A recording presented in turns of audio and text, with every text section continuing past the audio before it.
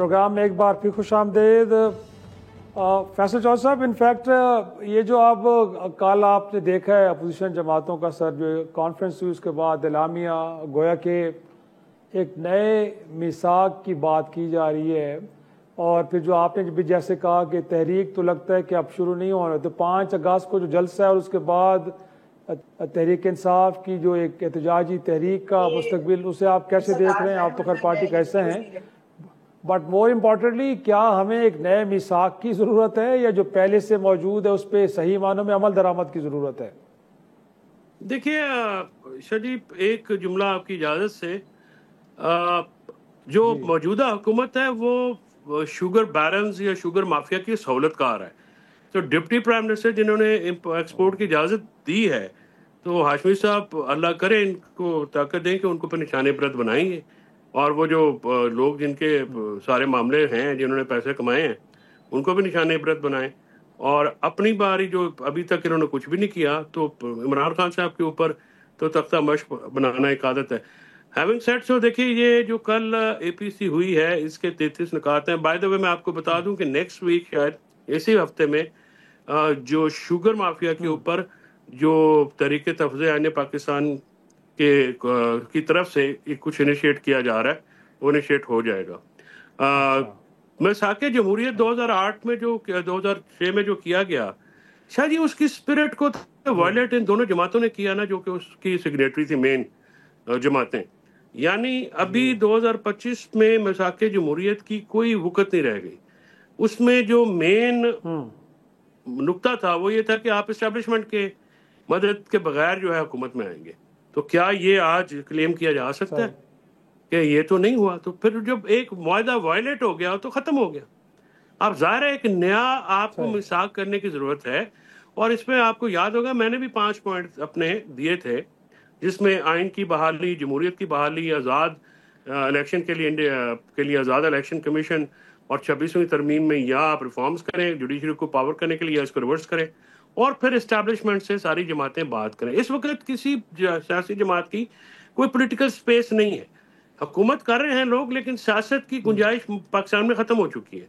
पाकिस्तान में अदालतों के निज़ाम भी ख़त्म हो गया है, सियासी निज़ाम भी ख़त्म हो गया है, और जमहूरियत भी ख़त्म हो गई। ये सारी चीज़ों को वापस लाने के लिए तमाम सियासी जमातों को एक पेज पे होना पड़ेगा। हुकूमत में है, अपोजिशन में है, पार्लियामेंट में है, पार्लियामेंट से बाहर हैं, किसी भी जो है वो कैपेसिटी में है, उनको ये लाना पड़ेगा। पीटीआई की प्रॉब्लम ये है कि पीटीआई इतनी आज भी सबसे मकबूल जमात है, आज भी सबसे ज़्यादा कारकुन और वोटर उनके पास है। इमरान खान आज भी बहुत सबसे रेलेवेंट आदमी है, आज भी वो अगर इलेक्शन इंडिपेंडेंट हो तो हैंड्स डाउन वो जीत जाएंगे, लेकिन क़यादत का एक बहुत बड़ा फुकदान है। यानी ऐसे लोग लगाए गए हैं पार्टी में जिनको सियासत से का अता पता भी नहीं है, और उन्होंने उसकी वजह से इतनी बड़ी पार्टी का बहुत नुकसान किया है। इमरान खान साहब की अच्छा है, उनकी जो कैदोबंद है वो भी लंबी हो गई है। तहरीकें मामलात का हल नहीं है, सियासी लाएअमल हल है, और सियासत के लिए जो इनको चाहिए कि बाकी जमातों को साथ में लाएं, अपनी आवाज़ बुलंद जो है वो स्पेस गैदर करें उनके साथ मिलकर, और टेक ऑल जो अगर कोई जमात करना चाहती है तो वो नहीं होगा। टेक ऑल हमारे जैसे मुल्कों में नहीं होता, बैठना पड़ेगा। कामरान मुर्तज़ा साहब हमारे साथ हैं। कामरान साहब, बहुत शुक्रिया सर वक्त देने के लिए। पहले तो सर मैं ये जानना चाहूँगा कि अगरचे आपकी जमात बैठी तो अपोजिशन बेंचों पे है, लेकिन ये जो 2-3 रोज़ा कॉन्फ्रेंस हुए सर, उसमें कोई आप नज़र नहीं आए, उसकी वजूहात क्या हैं? और फिर जो वहाँ से एलामिया सुनने को मिला है सर, वो मौलाना फजल रहमान साहब की गुफ्तगू से को मुख्तलिफ नहीं है। वो भी जब ऐवान में खड़े होकर तकारीर करते हैं तो यही कहते हैं कि 2024 का इलेक्शन फ्रॉड इलेक्शन है, ये हुकूमत कहने की एक नुमाइशी हुकूमत, इख्तियारात किसी और के हाथ में है। तो सर वहाँ से जो बातें हुई हैं, आपको लगता नहीं कि बातें तो जो कंसर्न शो की बड़े जेन्युइन है, और उनको एड्रेस करने के लिए आप सियासी जमातों को मिल बैठना चाहिए? फ्रॉड इलेक्शन सिर्फ 3 सूबों में हुए, चौथे सूबे में खैबर पख्तूनख्वा में वो फ्रॉड इलेक्शन नहीं हुए क्या? जब आप जो ना बाकियों की तरफ तो उंगलियां उठाएंगे और अपने यहाँ जो है ना वो मीठा मीठा आप होगा, तो फिर उसको जो है वो कोई तस्लीम नहीं करेगा, वो फ्रॉड इलेक्शन। फिर उसके बाद आप जब आपका जीत जाता है, आप एस्टेब्लिशमेंट से बातचीत शुरू कर देते हैं, तो क्या हम अपना वजन डाल के आपका वजन बढ़ाएं ताकि आप स्टैब्लिशमेंट से डील करें? ये इसलिए हम कोई तो नहीं है ना कि हम दूसरी पार्टियों का वजन बढ़ाते रहें। अगर प्रोग्राम है तो पाकिस्तान के लिए प्रोग्राम देना है ना, ये तो प्रोग्राम नहीं देना कि किसी तरह से जो है ना हमको जो है ना हमने बात करनी है एस्टेब्लिशमेंट से, सारी पार्टियां आ जाए हमारे साथ खड़ी हो जाएं और ताकि हम एस्टेब्लिशमेंट से बात कर सकें। इसके लिए तो हम नहीं है, तो इसके लिए हमारी माजरत थी, हमने माजरत कर ली है और बड़े एहतराम से माजरत की है। कामरान मुर्तज़ा साहब वैसे 26वीं यानी तरमीम किसकी ख्वाहिश पे आई थी, लेकिन उस वक्त तो JFA ने अपना वजन हुकूमत के पलड़े में डाल दिया था सर, अगर ना डालते तो शायद वो ना हो पाती। उसमें जो वजन था वो हमने जो है वो अपना वो एक देखिए पार्टियां अपने मफाद के मुताबिक चलती हैं। अच्छा। मगर उसमें सारा जो है ना ये फैसल जो आपके साथ है इनको पता है कि PTI एक एक लम्हा जो है ना वो हमारे साथ जो है ना वो राब्ते में थी और एक एक लम्हा जो है ना हमने इनको सारा एतमाद में लिया था। अब वो अंदर चीजें एग्री कर जाएं और बाहर आके कहें कि हम जो है ना ये हम इस रास्ते पे चलते हैं और आप इस रास्ते पे चल जाइए और फिर बाद में मलबा दूसरे पे अगर वो करना चाहें तो ये फिर गैर मुनासिब हो जाता है। वो उस वक्त तक आपके पास अगर क्लिप अगर आप संभाल के रखते हो तो उस दिन तक जिस दिन तक वो वोटिंग हुई थी उस दिन तक की क्लिप, उस दिन नेशनल असेंबली में स्पीचेस, उसमें आप अपने जो ना समझ के लिए जो है ना उसको जरा एक दफा जरूर सुनिएगा। फिर जो है ना उस वक्त तक तो मसौदा भी आ गया हुआ था ना नेशनल असेंबली में।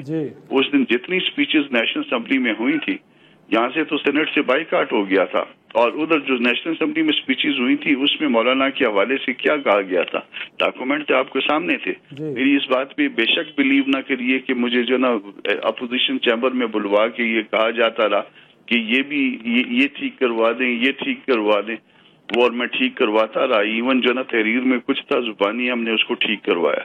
चलें उसको भी बिलीव ना करें, मगर नेशनल असेंबली की स्पीचेस तो आपके सामने जो है ना वो तो रिकॉर्डेड है ना, निकलवा लीजिए, आप भी उनको सुन लीजिए, हम भी सुन लेंगे। आपके भी जो ना इल्म में इजाफा हो जाएगा, हमारे इल्म में भी इजाफा हो जाएगा और PTI के इल्म में भी इजाफा हो जाएगा। यकीनन वो तो है, लेकिन कामरान मुर्तज़ा साहब मैं आपकी गुफ्तगू से ये समझने में मुझे तासुर में जो लिया वो दुरुस्त लिया है कि आप समझते हैं कि वो अगर कह रहे हैं कि हुकूमत हाइब्रिड प्लस है इस पर कोई शक नहीं है, सियासतदानों के लिए स्पेस मुसलसल कम होती जा रही है, हो रही है, लेकिन इसीलिए आप इस अपोजिशन इत्तेहाद के साथ खड़े नहीं होना चाहते क्योंकि तहरीक इंसाफ की नीयत दुरुस्त नहीं है। उनको लगता है कि जब मोमेंटम बनेगा तो फिर एस्टेब्लिशमेंट के साथ गुफ्तगू करके डील कर लेंगे, लिहाजा इस मुहिम का कोई फायदा नहीं है। तो फिर सर वे फॉरवर्ड है क्या, कैसे आगे बढ़े? अगर आप समझते हैं कि डेमोक्रेसी कंप्रोमाइज कर रही है तो उसको तो इतना बड़े नुकसान को तो नहीं गोया के बर्दाश्त किया जा सकता ना सर। जब बातचीत कर रहे थे तो मैंने इनसे वजाहत मांगी थी, उसके बाद जो है ना ये फैसल के साथ कई प्रोग्राम थे, उसमें मैंने बार बार रिपीटेडली कहा था कि ये जो खबरें आ रही हैं आजम सवाती साहब वाली और दूसरी ये जो आप एस्टेब्लिशमेंट के साथ डील करना चाह रहे हैं या आपकी बातचीत जो है ना कहीं से शुरू हो चुकी है, इसको जरा क्लियर कर दीजिए। मुमकिन आप कह दीजिए कि वो झूठ है सारा, मगर किसी ने तो जो ना ये तकल्लुफ भी नहीं किया कि वो उसमें कह दे कि ये बातें जो है ना झूठ है। अब वे फॉरवर्ड का कोई ठेका हमने तो नहीं लिया हुआ ना। वे फॉरवर्ड जो है ना आरी अमीन जो है वो उधर से लाइन पे हैं, वो जब आपका जो ना नवंबर में या उससे पहले जो ना आपका वर्कर निकल के आता है और उस वर्कर को उधर जो ना पार होने के लिए छोड़ के या इवन आपके अपने बकौल मरने के लिए छोड़ के और आप उधर से जो ना वो 12 इजला क्रॉस करके किसी और जगह पहुंच जाते हैं, तो क्या ये काम हमारे साथ हमसे करवाना है कि हमारे वर्कर्स को भी आपने जो ना मरवाना है उनके साथ? तो हम इसके लिए तैयार नहीं। और हमारे साथ सर निहाल हाशमी साहब भी हैं, तो कुछ उनकी तरफ भी चलते हैं, उनको भी नुक्ते नज़र लेते हैं। निहाल हाशमी साहब, इनफैक्ट ये डिस्टर्बिंग वॉइसेस हैं सर, और जिस तरह मिसाक जमहूरियत से मुतालिक गुफ्तगू की है फैसल चौधरी साहब ने कि अगरचे आपने 2006-07 में ये तय किया था कि किसी के कंधे पे सवार हो के इक़्तिदार में नहीं आया जाएगा, लेकिन बहरहाल ये तल्ख़ हकीकत है कि इन तजर्बात को दोहराया गया है। तो आपको लगता नहीं है सर अगर मुल्क के अंदर एक मुस्तकिल सियासी इस्तेकाम लेके आना है, पार्लिमान को सुप्रीम बनाना है, इख्तियारात सिविल और मुंतखब लोगों के हाथ में आने चाहिए, तो फिर मिसाक जमहूरियत 2 तो होना चाहिए ना सर?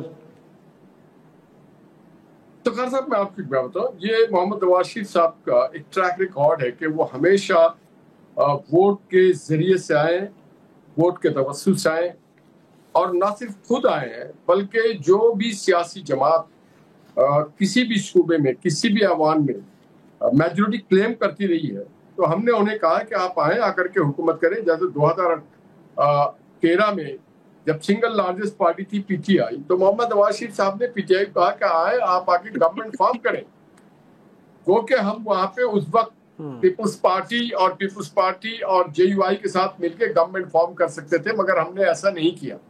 इसी तरह से अभी 2024 में हमने 2018 का एक जिक्र मैं कर देता हूं साथ साथ कि 2018 में पंजाब असेंबली में हमारी सिंगल लार्जेस्ट पार्टी थी, मगर जहांगीर तरीन साहब के जहाज को ऑपरेट किया गया शटल की तरह और उड़ा के चिड़िया लाया गया और फिर उन्होंने ज्वाइन करना शुरू किया।